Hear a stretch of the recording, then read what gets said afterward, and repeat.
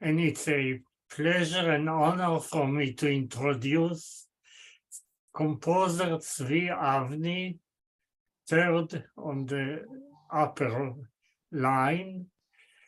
Professor Avni is the oldest Israeli composer today.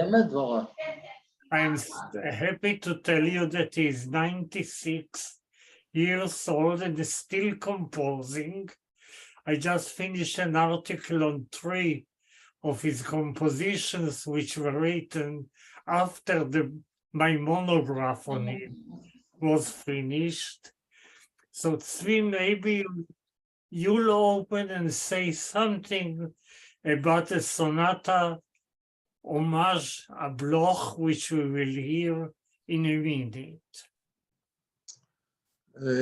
I composed it, I don't remember exactly the time, the year, but it was a kind of remembrance and celebration of Bloch at the Hebrew University in Jerusalem. And the Bloch Society in Israel was headed at that time by Dalia Atlas, Professor Dalia Atlas. And she asked me whether I could compose something suitable to that event. And I decided to compose a piece, actually a 2-movement sonata, not long one, for cello and piano. And I had the feeling in some way I am relating really to motives that had a kind of impact on me, which had to me the kind of nature of a bit close to Bloch. I think Bloch, in spite of the fact that he never visited Israel and he didn't, I don't think there was any connection. Jehoash may be knowing much better than I about that. But I think that many of us, even Ben Chaim, have had some kind of inner feeling which is close to the, which is by Bloch a bit of influence, or at least close to it unconsciously. And that's when I look now at this sonata, which I hardly heard once at that. Anyway, this morning I looked at the sonata and I really find there are some close relations, a kind of inner feeling of what we call Jewish motives. To define it, it's very, manifold. Some have other elements to emphasize. I feel that the minor third and the minor second and the frame of either fourth and fifth, open fourth and fifth, are typical, I think, to what we call what we find in the elements which we consider as Jewish music. Maybe it's hard to define for us what is Jewish music. The Goyim know it better. They know what to say, what is Jewish. And they used to say about Mahler that he has some Jewish elements. And of course, Mendelssohn, which we really also agree, I think. So I feel that there is something, especially, of course, in the melodic elements, in the melodic ways of using the melodic lines.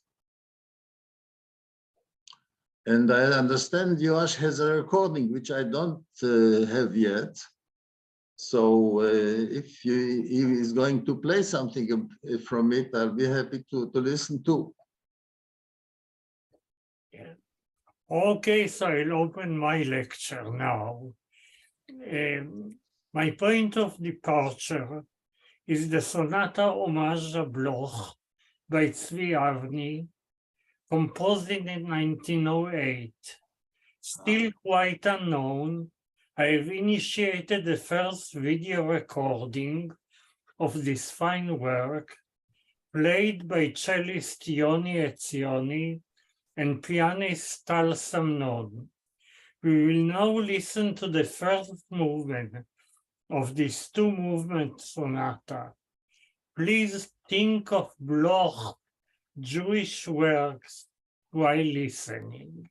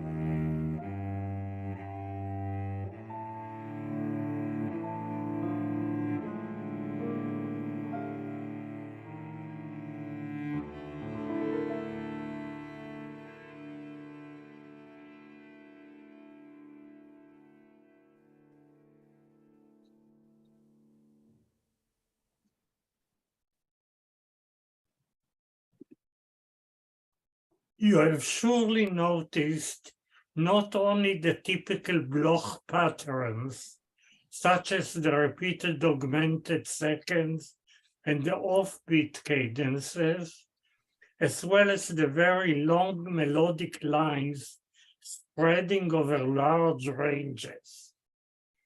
The fact that Avni could create such a convincing sequel to Bloch's Jewish works expands our understanding of Bloch's complex personality. We should assign much importance to Bloch's much quoted letter to the organizers of the unfortunate World Center for Jewish Music of 1937. Quote, I have but hearkened to an inner voice, an instinct rather than any cold and dry reasoning process, a voice which surged up in me on reading certain passages in the Bible, Job, Ecclesiastes, the Psalms, the prophets, unquote. And now the most significant question: to what extent such music is Jewish? To what extent it is just Ernest Bloch? I know nothing. The future alone will decide. Now is the future, and we may decide. A year later, only the international activity of the World Center was suffocated by the war. A few quotes from the Bloch Studies volume would enrich our discussion. Clara Moritz has written that, quote, for Bloch, alienation was not only an acquired pose of a great man. Having been born into a Jewish family in Switzerland and nurtured on French and German cultures, then spending most of his adult life in the United States, he was home nowhere. Clara Moritz has noted that Bloch often quoted Debussy's remark, on est peu, we are few. David Kushner has quoted conductor Walter Demrosch, president of the Academy of Arts and Letters, writing when Bloch was awarded the gold medal of the Academy in 1942, quote, his music is highly idealistic and individual in character and brilliant in development. He is not influenced by any other composer or controlled by any school. Always is it Ernest Bloch who speaks from the pages of his score, unquote. Nowhere is the word Jewish mentioned anywhere, and that in a formal, festive statement. Writing of Bloch's second string quartet, composed in 1945, critic Olin Downs wrote after the 1947 festival in New York, quote, it bears all the earmarks of a late work of a highly musical, ever-developing intelligence, unquote. And Robert Sabin wrote on the same occasion that it must have been heartening to hear the music of so humane and independent a spirit, and to see honor brought to an artist who has never tried to be fashionable or popular, but simply to produce the best possible work, unquote. Again, not a word about Jewishness. Yet Kushner commented in the 1916 Bloch Studies volume that the quartet was devoid of the exotic flavoring of the early Jewish work, unquote. Indeed, Bloch's second string quartet hovers in the abstract heights of Beethoven and Bartok's quartets. Let's hear now.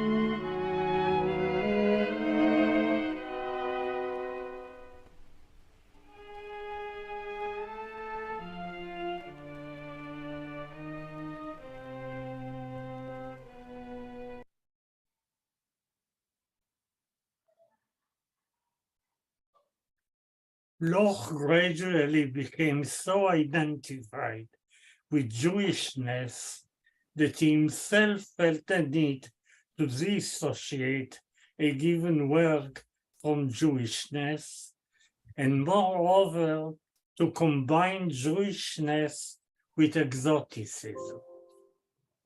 I happened to discuss Bloch some time ago with great Vivaldi scholar Michael Talbot, who dislikes Bloch's music, which identified with Jewish exoticism.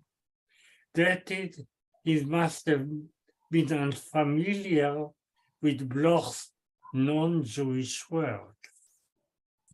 The most significant distinction about Bloch's music has been made by Alex Knapp, Bloch, quote, Bloch has ceased to be a Jewish composer and has now become a composer of Jewish music. I would suggest that Bloch's works should be classified not as Jewish or non-Jewish, but in well-defined separate groups. The first group is that of the epic local work. The first is America of 1916, followed by Israel, started in the same year, and then Helvetia, 1926 to 1931. America is a 20 minutes long symphonic poem, moving in slow, mostly piano, extremely tense gestures, creating associations of huge expanses. Please.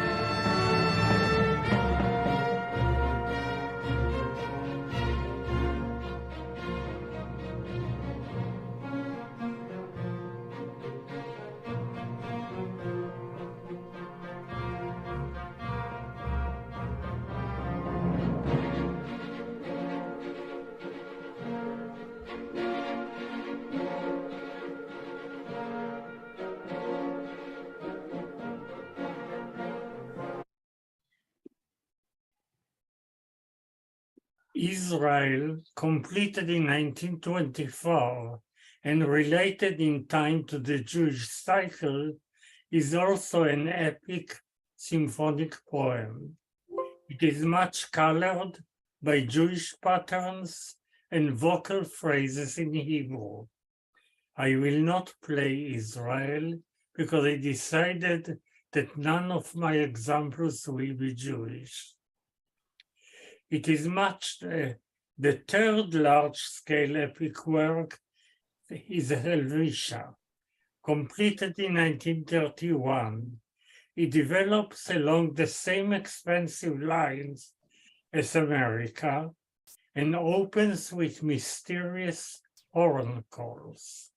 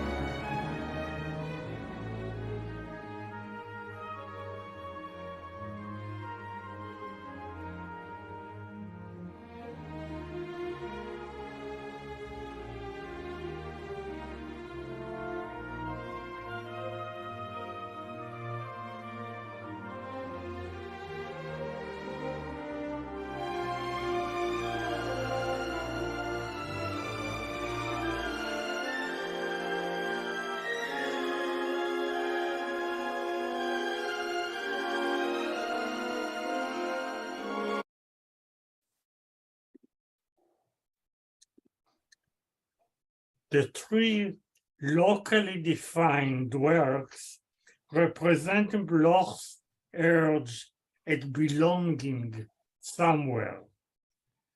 The epic works include not only geographical images. The enormous piano quintet number 1, written in 1923, is also an epic work, such as its exciting opening gesture.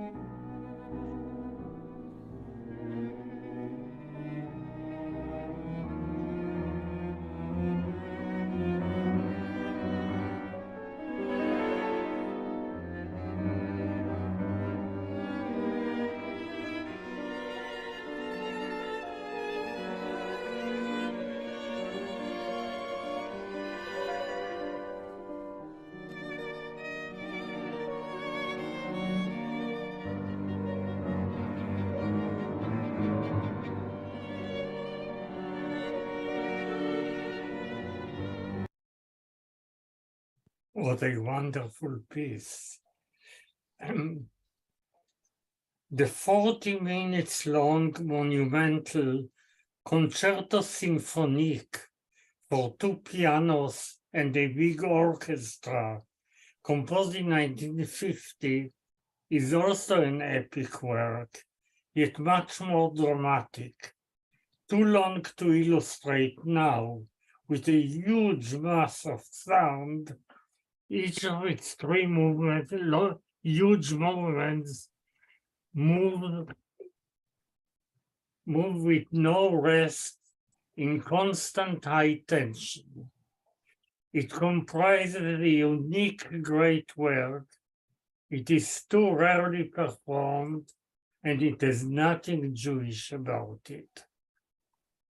In another group of works, Bloch joined the neoclassical composers, mostly French, such as his 1951 concertino, the first movement of which is written in a systematic imitative technique, including a statement in inversion.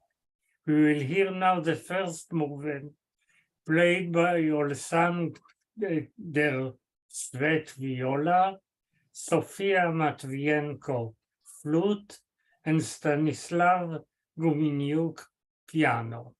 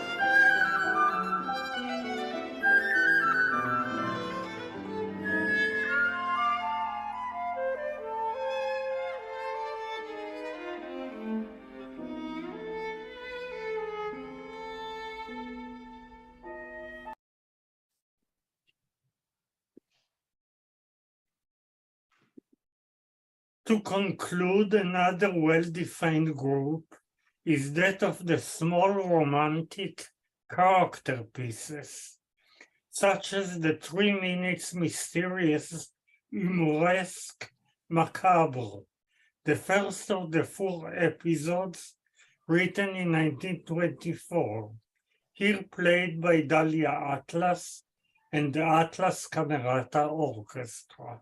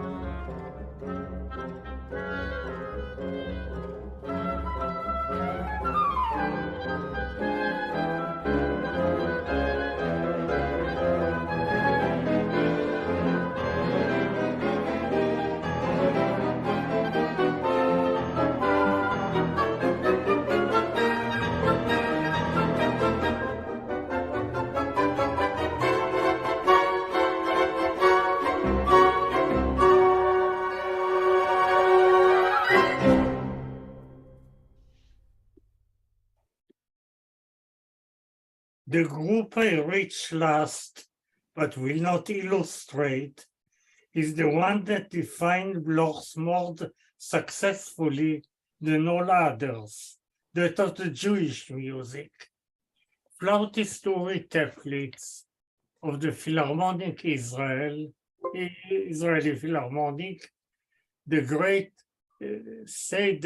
Alfred Einstein, who said that Bloch tried to build the spirit of the people out of himself. When I studied at the Academy of Music in Tel Aviv in the 1950s, Bloch was identified exclusively with the concept of Jewish music. Although the repertoire of the Ramat Gan Chamber Orchestra, of which I was a member, regularly included also the Concerto Grosso No. 1. When Bloch died in 1959, Toeplitz wrote, "In Israel, Bloch did not manage to serve as an artistic example. He remains somehow a stranger to us as an artistic example. One can only be sorry that Bloch never visited us. The last point was especially sensitive. Bloch and Mio were honorary chairmen of the World Center for Jewish Music. After the war, Mio, though confined to a wheelchair, did visit Israel. Bloch did not. A qualitative judgment of the groups just discussed would lead to the following three general conclusions.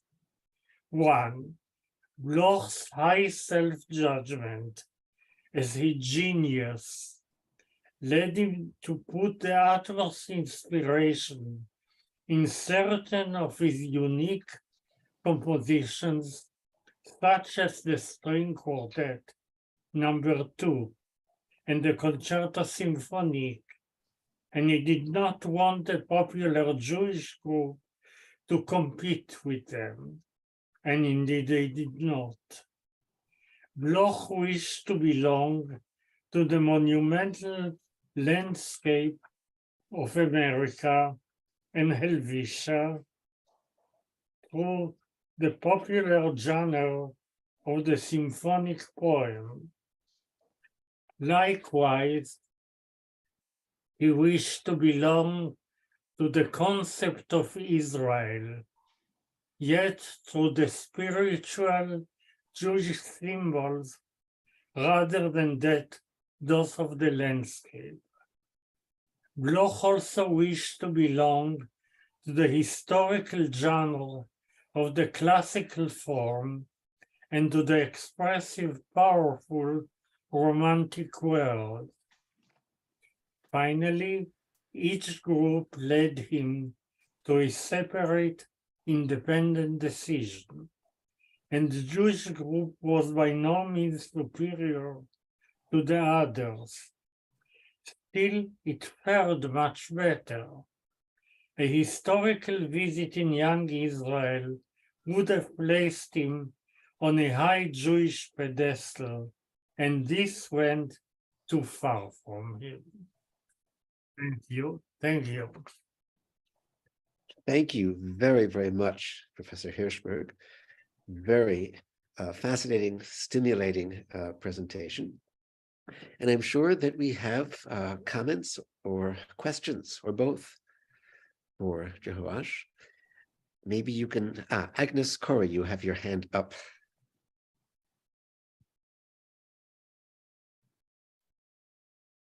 Can you hear me?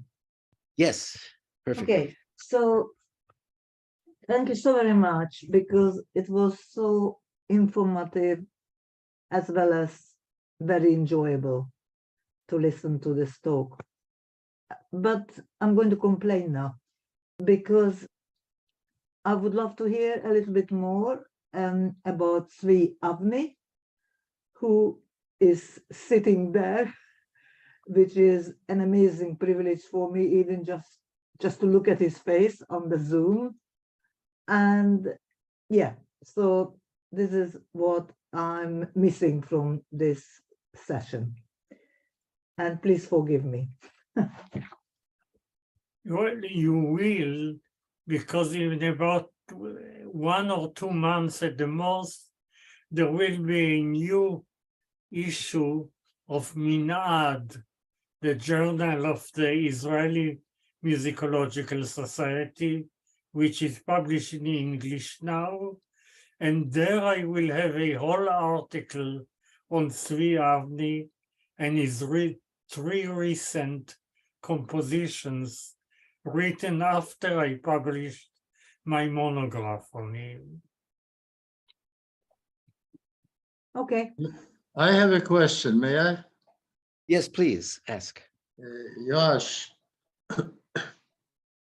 can you speak a bit about Bloch's consciousness of his American influences? I found in both orchestral pieces something quite close to Fifth Symphony of Dvorak. Yes, the second movement is so melodic and the instrumentation, somehow it reminded me of that music. Was he conscious of that, or was he actually even speaking about the influence of American life on him?